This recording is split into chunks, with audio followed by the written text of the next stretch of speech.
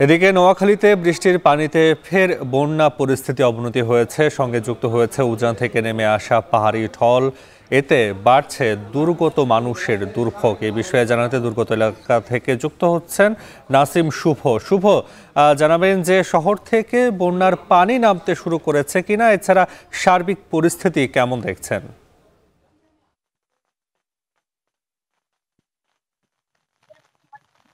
নোয়াখালীতে কিন্তু বন্যা পরিস্থিতি আজ দিনভর অবনতি হয়েছে। নোয়াখালীর 9টি উপজেলার মধ্যে 8টি উপজেলাতে কিন্তু আজ পানি বেড়েছে বলে আমরা জানতে পেরেছি। গতকাল রাত 10টার পর থেকে কিন্তু নোয়াখালীতে মুষলধারে বৃষ্টি হয়েছিল এবং সেই বৃষ্টিতে নোয়াখালীর বিভিন্ন স্থানে 2 থেকে 2.5 ফুট পর্যন্ত পানি বেড়েছে। পাশাপাশি ফেনী থেকে যে উজানের ঢল, সেই উজানের ঢল কিন্তু নোয়াখালীতে এখন নামা অব্যাহত রয়েছে, যার কারণে নোয়াখালীর বিভিন্ন অংশে এখনো পানি বাড়ছে এবং এতে নোয়াখালীর প্রায় 20 লাখ মানুষ কিন্তু এখনো পানিবন্দীর অবস্থায় আছেন। এছাড়া নোয়াখালীতে প্রায় 800টির মতো যে আশ্রয়কেন্দ্র রয়েছে সেগুলোতে 1 লাখেরও বেশি মানুষ মারা গেছেন। নোয়াখালীতে চলতি যে বন্যা, সে বন্যায় গত 4 দিনে 4 জনের মৃত্যুর খবর আমরা শুনতে পেয়েছি। এছাড়া নোয়াখালীতে বন্যায় কিন্তু বিষধর সাপের উপদ্রব বেড়েছে। নোয়াখালীতে গত 3 দিনে প্রায় 70 জনের মতো যাদেরকে সাপে কেটেছে বলে আমরা জানতে পেরেছি। এর মধ্যে এখনো কিন্তু 250 শয্যা বিশিষ্ট নোয়াখালী জেনারেল হসপিটালে 28 জনের মতো সাপে কাটা রোগী ভর্তি আছে। এছাড়া নোয়াখালীতে এই বন্যার কারণে কিন্তু পানিবাহিত রোগের সংখ্যা বেড়েছে। নোয়াখালী 250 শয্যা বিশিষ্ট জেনারেল হসপিটালে আজকে প্রায় 150 জনেরও বেশি ডায়রিয়া আক্রান্ত রোগী তারা ভর্তি আছেন এবং তারা চিকিৎসা নিচ্ছেন। তো নোয়াখালীতে আসলে চলমান বন্যায় যে খাদ্যের সংকট, সেটা সকাল থেকে বলছিলাম, খাদ্যের সংকট কিন্তু ক্রমশ বেড়ে চলছে। বিভিন্ন এলাকায় মানুষ অনাহারে দিনাতিপাত করছেন। বিশেষ করে দুর্গত যে সকল এলাকাগুলো রয়েছে সেগুলোতে আসলে যাতায়াত করাও সম্ভব হচ্ছে না। অধিকাংশ জায়গায় কোমর পানি থেকে শুরু করে গলা সমান পানিতে ডুবে আছে বসতবাড়ি আর লোকালয়ে কিন্তু আজও পানি বাড়ছে, যার কারণে কিন্তু এসব মানুষ বেশ ভোগান্তিতে আছেন। অনেকে আশ্রয় কেন্দ্রে ঠাঁই পেলে অনেকেই কিন্তু আবার আশ্রয় কেন্দ্রে ঠাঁইও পাননি। তারা আসলে নিজেদের পরিচিত অনেকের বাসায় উঠছেন। পাশাপাশি অনেকেই কিন্তু রাস্তার ধারে বিভিন্ন জায়গায় কিন্তু আশ্রয় নেওয়ার মতো খবরও আমরা পেয়েছি। তো আমি কথা বলেছি নোয়াখালী জেলা প্রশাসকের সাথে, তিনি জানিয়েছেন বন্যা দুর্গতদের সহযোগিতার জন্য প্রশাসনের পক্ষ থেকে যে পরিমাণ সহযোগিতা করার কথা রয়েছে তারা তা করেছেন। এর পাশাপাশি বিভিন্ন সামাজিক ও স্বেচ্ছাসেবী সংগঠনদের প্রতি আহ্বান জানিয়েছেন বন্যা দুর্গত নোয়াখালীর এই সকল মানুষের পাশে দাঁড়ানোর। খাদ্য সংকট যেটি তৈরি হয়েছে সেটি থেকে যেন নোয়াখালী এই অঞ্চলের মানুষ লাঘব করতে পারে সেজন্যই। তো নাপি, এ ছিল আসলে নোয়াখালীর বন্যা পরিস্থিতির এখন পর্যন্ত আমার কাছে সবশেষ তথ্য। নোয়াখালীতে বৃষ্টির পানিতে ফের বন্যা পরিস্থিতি অবনতি হয়েছে, সে খবর জানাতে যুক্ত ছিলেন সহকর্মী নাসিম শুভ। এখন জনপদে নিচ্ছি ছোট্ট একটা বিরতি, ফিরছি। ও ঔষধের সংকট এই বিষয়ে জানাতে কুমিল্লার বুড়িচং থেকে যুক্ত হচ্ছেন সহকর্মী মাসুদ আলম। মাসুদ, বানভাসী মানুষের উদ্ধার কার্যক্রম কেমন দেখছেন? এছাড়া আশ্রয় কেন্দ্রগুলোতে খাবার ও বিশুদ্ধ পানির সরবরাহ আছে কিনা জানাবেন।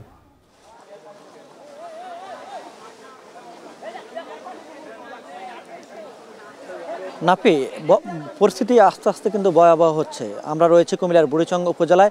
এই উপজেলায় কিন্তু বেশ কয়েকটি গ্রাম কিন্তু নতুন করে প্লাবিত হয়েছে। একই সঙ্গে এর পার্শ্ববর্তী যে উপজেলাটি রয়েছে ব্রাহ্মণপাড়া উপজেলা, সে উপজেলাও কিন্তু এখন আমরা শুনতে পারছি সকাল থেকে কিন্তু সেখানেও কিন্তু বেশ কয়েকটি ইউনিয়ন প্লাবিত হচ্ছে। বিশেষ করে শশীদল ইউনিয়নটা কিন্তু একেবারে সীমান্তবর্তী ইউনিয়ন। এইখানে যে শালদা নদী আছে, সেই শালদা নদীর মধ্য দিয়ে কিন্তু পানি প্রবেশ করছে বলে জানা গেছে। একই সঙ্গে যে গঙ্গুর খাল রয়েছে, সেই গঙ্গুর খালের পানিও কিন্তু প্রবেশ করতেছে ওই উপজেলায়। এতে করে কিন্তু ওই উপজেলাও কিন্তু এখন 14টি উপজেলা যে কুমিল্লা প্লাবিত হচ্ছে তার মধ্যে একটি উপজেলা। তবে আগে যে উপজেলাগুলো প্লাবিত হয়েছিল বন্যার কবলে, সেটি হচ্ছে 14 গ্রাম উপজেলা, মনোহরগঞ্জ এবং লাকসাম এবং নাঙ্গলকোট উপজেলা। 14 গ্রাম উপজেলার বর্তমান পরিস্থিতি কিছুটা উন্নতির দিকে গেলেও কিন্তু উজানের পানি নেমে কিন্তু পার্শ্ববর্তী যে 3টি উপজেলা রয়েছে লাকসাম, নাঙ্গলকোট এবং মনোহরগঞ্জ, সেগুলো কিন্তু এখন বন্যার পানি বাড়ছে বলে আমরা জানতে পেরেছি। একই সঙ্গে আমরা আজ সারাদিন ছিলাম এই বুড়িচং উপজেলায়। এই উপজেলায় যে পরিমাণ ত্রাণ আসছে, আমরা এখন আমাদের ক্যামেরায় দেখছেন যে শত শত ট্রাক কিন্তু সকাল থেকে এই উপজেলায় প্রবেশ করেছে। তবে আশপাশের এলাকাগুলোতে মাত্র যারাই আসছেন তারা এই ত্রাণ বিতরণ করছেন। নৌকা এবং স্পিড বোটের সংকটের কারণে কিন্তু মানুষ যে প্রত্যন্ত অঞ্চলগুলো রয়েছে, একেবারে রিমোট এলাকা, সেগুলোতে কিন্তু যাওয়া যাচ্ছে না, যার কারণে কিন্তু ওই এলাকার মানুষ কিন্তু একেবারে ভোগান্তির মধ্যে রয়েছেন, তারা পর্যাপ্ত পরিমাণ ত্রাণ সংকটে ভুগছেন। তবে আমরা এখানকার সিভিল সার্জনের সাথে কথা বলেছি এবং যারা চিকিৎসা সহায়তা দিতে আসছেন তারা বলছেন যে প্রচুর পরিমাণে আপনার যে ওষুধ, বিশেষ করে ঠান্ডা এবং নিউমোনিয়া এবং যে পানিবাহিত যে রোগগুলো আছে সেগুলোর জন্য ওষুধ প্রয়োজন। একই সঙ্গে যারা নবজাতক এবং শিশু রয়েছেন তাদের জন্য শিশু খাদ্যের প্রয়োজন রয়েছে, একই সঙ্গে সুপেয় পানির সংকটও রয়েছে। তবে আমরা যখন সকাল থেকে এই সংকটগুলোর কথা বলে আসছিলাম তখন থেকে কিন্তু যারা রেস্কিউ টিমগুলো এবং স্বেচ্ছাসেবী সংগঠনের পক্ষ থেকে যারা কাজ করছেন এই বন্যা দুর্গত মানুষের সহযোগিতায়, তারা কিন্তু সেই রিমোট এলাকাগুলোতে গিয়ে তারা বিভিন্ন যে সংকটগুলো আছে সেটা সমাধানের চেষ্টা করেছেন এবং যারা পানিবন্দী রয়েছেন, পানিবন্দী এই যে বাসিন্দাগুলো তাদেরকে উদ্ধারের চেষ্টা করেছেন। তবে এখানে আমরা কয়েকটি এলাকায় গিয়েছি, তবে বাসিন্দাদের সাথে আমরা যেটা কথা বলে জানতে পারি তারা একেবারে আসতে চান না একমাত্র চোর এবং ডাকাতির কারণে। সেটা যদি আসলে নিয়ন্ত্রণে আনা যায় তাহলে আসলে মানুষ আশ্রয়কেন্দ্রে ফিরবেন। তো নাপি, এই ছিল কুমিল্লা থেকে সবশেষ। কুমিল্লার সার্বিক বন্যা পরিস্থিতির খবর জানাতে যুক্ত ছিলেন সহকর্মী মাসুদ আলম। ফেনী শহর থেকে পানি কমলেও দাগনভূঞা উপজেলায় প্লাবিত হচ্ছে নতুন নতুন এলাকা, বাড়ছে দুর্গত মানুষের দুর্ভোগ, আছে বিশুদ্ধ পানি ও শুকনো খাবারের সংকট। এ বিষয়ে বিস্তারিত জানাতে দাগনভূঞা থেকে সরাসরি যুক্ত হচ্ছেন সহকর্মী বেলায়েত হোসাইন। বেলায়েত, ফেনীর সার্বিক বন্যা পরিস্থিতি কেমন দেখছেন? এছাড়া দুর্গতদের ত্রাণ সহায়তা পাঠানো যাচ্ছে কিনা জানাবেন। নাফি, এই মুহূর্তে আমরা রয়েছি দাগনভূঞার সেকান্দারপুর গ্রামে। এই গ্রামের অবস্থা যদি বলি, এখানে আসলে মাইলের পর মাইল, গ্রামের পর গ্রাম পুরো প্লাবিত হয়ে গেছে। এখানে অনেক মানুষ এখনো ঘরবন্দি অবস্থায় আছে এবং আমি যেই জায়গাটিতে দাঁড়িয়েছি সেখানে দেখতেই পাচ্ছেন যে এখানে কোমর পরিমাণ পানি রয়েছে এবং আমার পেছনে যদি আরেকটু যাওয়া যায় তাহলে সেখানে কিন্তু গলা পরিমাণ পানি এই মুহূর্তে রয়েছে। সব মিলিয়ে এখানকার এই এলাকাটিতে কিছু মানুষ ঘরবন্দি থাকলেও বেশিরভাগ মানুষই এই এলাকাটি ছেড়েছে। মোটামুটি বলা যায় যে ভুতুড়ে একটি জনপদ, আশেপাশে একেবারে জনমানব শূন্য। এই আমরা ফেনী মহিপাল থেকে শুরু করে দাগনভূঞা পর্যন্ত যত দূর এসেছি তত দূর আমরা দেখেছি গ্রামের পর গ্রাম, কিলোমিটারের পর কিলোমিটার পুরো এলাকা প্লাবিত হয়ে আছে। এবং এই এলাকাগুলোর যাদের সঙ্গে আমাদের দেখা হয়েছে তারা যেটি আমাদেরকে বলার চেষ্টা করছেন যে এগুলো প্রত্যন্ত অঞ্চলের এলাকা হওয়ার কারণে এই এলাকায় যারা ত্রাণ বিতরণ করছেন তাদেরও খুব একটা দৃষ্টি পড়ছে না এবং কি গণমাধ্যমেরও দৃষ্টি কিন্তু এই এলাকাগুলোতে পড়ছে না। এবং এখানে যদি আমরা বলি যে এখানে কিছুদিন আগেও এই এলাকার পরিস্থিতি কিছুটা ভালো ছিল, যখন ফেনীর পরশুরাম, ফুলগাছি কিংবা ছাগলনাইয়া ওই তিনটি উপজেলায় একেবারে প্লাবিত অবস্থায় ছিল তখনও এই এলাকাগুলোর পরিবেশ একটু ভালো ছিল। কিন্তু যখন ওই এলাকাগুলোতে বন্যা কমা শুরু হয়েছে তখন ফেনীর বাকি যেই দুটি উপজেলা সোনাগাজী এবং দাগনভূঞা, এই দুইটি এলাকায় কিন্তু পানি বাড়তে শুরু করেছে। কারণ হিসাবে বলা হচ্ছে যে ওই এলাকাগুলো একটু উঁচু এলাকা এবং এই এলাকাগুলো নিচু এলাকা। উঁচু এলাকা থেকে পানি নামতে নামতে কিন্তু এখন দাগনভূঞা, সোনাগাজীতে কিন্তু পানি নেমে এই এলাকাগুলো পুরোপুরি প্লাবিত হয়ে গেছে।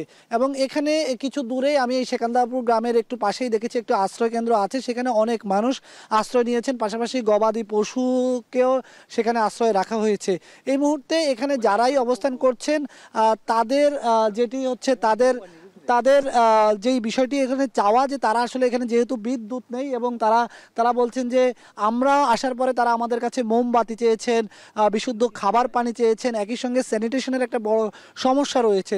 তারা বলছেন তাদের কাছে খাবার যতটুকু আছে তার থেকে বড় সমস্যা বিশুদ্ধ পানির সমস্যা, যেটি আমরা আজকে সারাদিন ধরে বলার চেষ্টা করছিলাম। সব মিলিয়ে ফেনীতে এখনও ফেনী শহর সহ ওই তিনটি উপজেলায় বন্যা পরিস্থিতি কিছুটা উন্নতির দিকে গেলেও দাগনভূঞা এবং সোনাগাজীর অবস্থা কিন্তু অবনতির দিকেই যাচ্ছে। আমরা এখনও দেখতে পাচ্ছি যে গ্রাম থেকে বের হওয়ার চেষ্টা করছেন একজন, তিনি তার বাড়িতে যতটুকু জিনিসপত্র ছিল তিনি কলাগাছের ভেলায় করে তার জিনিসপত্র নিয়ে তিনি বের হওয়ার চেষ্টা করছেন।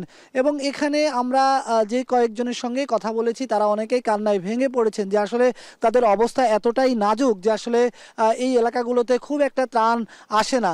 আমরা যখন দাগনভূঞা পৌরসভা এলাকায় ছিলাম, অর্থাৎ দাগনভূঞা দাগনভূঞা যেটি মফস্বল শহর সেই এলাকায় যখন ছিলাম সেখানেও আমরা দেখেছি আশেপাশে অনেকগুলো ত্রাণের গাড়ি। ত্রাণ যারা দিচ্ছেন তাদের সঙ্গে আমরা কথা বলেছি যে কেন প্রত্যন্ত এলাকাগুলোতে ত্রাণ প্রবেশ করানো যাচ্ছে না, কেন তারা ওই এলাকাগুলোতে ত্রাণ দিচ্ছেন না। তখন তারা যেটি বলছেন যে আসলে প্রত্যন্ত এলাকাগুলোতে ঢোকার মতো পর্যাপ্ত পরিমাণ সক্ষমতা তাদের কাছে নাই, তাদের কাছে নৌকা নাই, ফলে ওই এলাকাগুলোতে তারা গেলে সেখান থেকে ফিরে আসা তাদের জন্য অনেকটা মুশকিল হয়ে যাবে। সেই আতঙ্কের জায়গা থেকেই অনেকে কিন্তু ভিতরের এলাকাগুলোতে প্রবেশ করছে না। এখনও আমার পেছনে গ্রামের পর গ্রাম, মাইলের পর মাইল এলাকায় কিন্তু মানুষ পানিবন্দী অবস্থায় আছেন এবং তাদের কাছে কোনো রকমের ত্রাণ এখন পর্যন্ত পৌঁছায়নি। তাদের আকুতি, তাদের প্রার্থনা তাদের কাছে যাতে ত্রাণ, মোমবাতি, বিশুদ্ধ পানি এই জিনিসগুলো যাতে তাদের কাছে পৌঁছে দেওয়া হয়।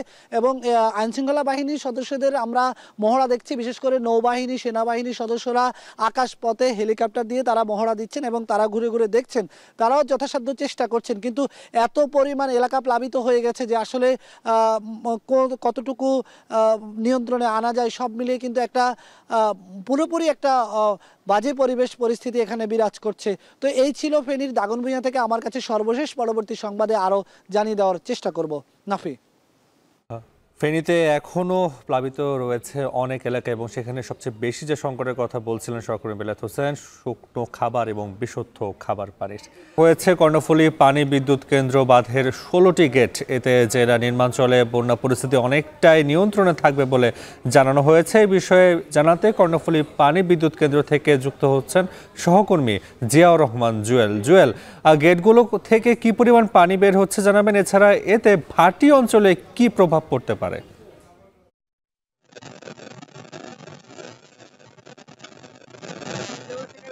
নাফি, আপনার শেষ কথা দিয়ে যদি শুরু করি, সেটি হচ্ছে যে ভাটি অঞ্চলে কোনো প্রভাব পড়বে কিনা। এখন পর্যন্ত কোনো প্রভাব পড়েনি। কারণ হিসেবে যেটি হচ্ছে যে আপনি জানেন যে কাপ্তাই নদীর পানির ধারণ ক্ষমতা 109 ফুট, 108.5 ফুট হলেই মূলত বিপদসীমা ধরা হয় এবং তারপরে আসলে পানি ছেড়ে দেওয়ার ঘটনাটি ঘটে। এর সঙ্গে একটি তথ্য বলে রাখি যে এখানে আরো যে 5টি ইউনিট রয়েছে বিদ্যুৎ উৎপাদনের, সেখান থেকে আসলে প্রতি সেকেন্ডে 32,000 কিউসেক পানি নির্গমন হচ্ছে কাপ্তাই বাঁধ থেকে।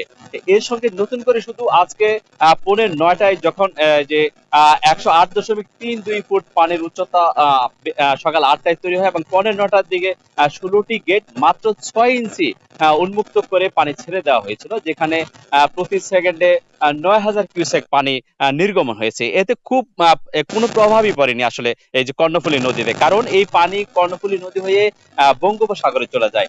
ভাটি অঞ্চল বলতে চট্টগ্রামের যে রাঙ্গুনিয়া এবং রাউজান, সে অঞ্চলটিকে বলা হচ্ছে কাপ্তাই বাঁধের ভাটি অঞ্চল, সেখানে কোনো প্রভাবই পড়েনি। 2 নম্বর হচ্ছে যে এই যে কাপ্তাই হ্রদের উজান থেকে নেমে আসা যে ঢল এবং একই সাথে আপনি জানেন যে পানি এসেছিল, সে কারণে আসলে এই জলাবদ্ধতা তৈরি হয় বাগাচুরিতে, সেখানে বন্যা পরিস্থিতি তৈরি হয়েছিল।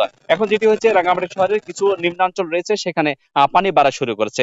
বিকেল 5টা নাগাদ সেখানে 108.50 ফুট পানি হয়েছে। এই সময় ধারণ ক্ষমতা পানি থাকার কথা মূলত 96.69 ফুট। তো এই ছিল আমার কাছে কর্ণফুলী পানি বিদ্যুৎ কেন্দ্রের সর্বশেষ অবস্থা। নাফি। কর্ণফুলী পানি বিদ্যুৎ কেন্দ্র থেকে যুক্ত ছিলেন সহকর্মী জিয়াউর রহমান জুয়েল।